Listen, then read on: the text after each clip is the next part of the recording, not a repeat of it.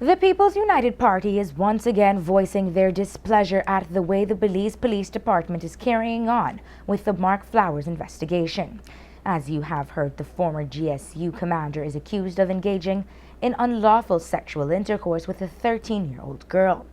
The opposition party sent out a release this evening stating, quote, "The People's United Party and the United Women's Group UWG express our deep concern about the young teenage girl who was allegedly sexually abused by head of the Gang Suppression Unit, the GSU, Mark Flowers, as well as our strong condemnation as of the continuing abuse and exploitation perpetrated on defenseless individuals by high officials who are sworn to serve and protect the public.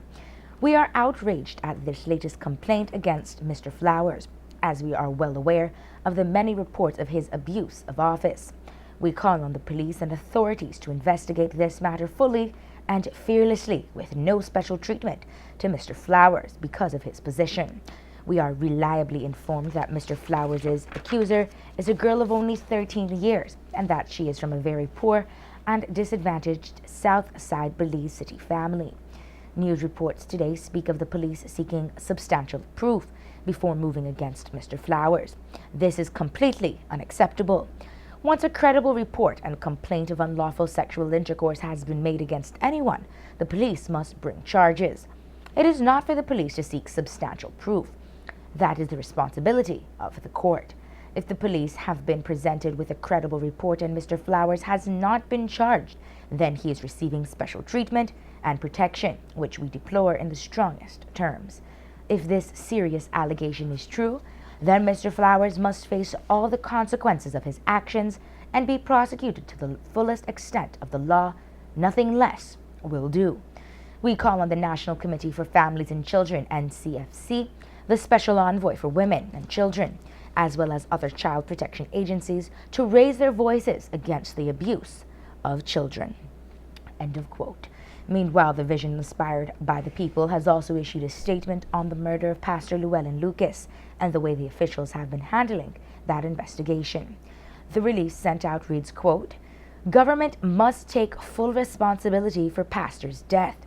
The government of Belize must take full responsibility for the gruesome murder of Pastor Llewellyn Lucas." At a press conference held on Monday, 18th July, the Minister of National Security, Honorable John Zaldiva, announced that in September of 2015, he became aware of the dubious character of the chief murder suspect, one Mr. William Mason, aka Danny Mason, who was by that time under the surveillance of the police department. Information revealed indicate that since that time the suspect was involved in serious criminal activity, which was officially reported to the police department. No action was taken against him to protect the general public. From the information gathered, it is clear that not only did high-ranking government officials harbor and feast with the main murderous suspect, but as a non-Belizean, he was facilitated with Belizean birth certificates, land title documents, social security card, a gun license, and accommodated with other services which legitimized his many operations in Belize. It has also come to light that the said murder suspect contributed financially to the political campaign of elected government officials. In the circumstances, government's ability to offer protection to its citizens against a known criminal was severely compromised by self-interest, cronyism, and political opportunism. This has resulted in the death of a well-loved Belizean citizen who had offered himself as a candidate for political office. VIP is disheartened by the apparent senseless and brutal slaying of Pastor Llewellyn Lucas.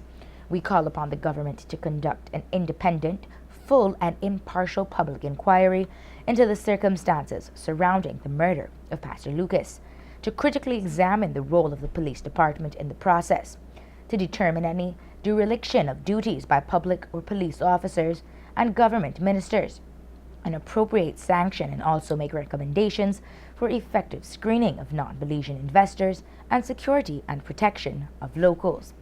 We demand also that government makes proper compensation to the family of Pastor Llewellyn Lucas." End of quote.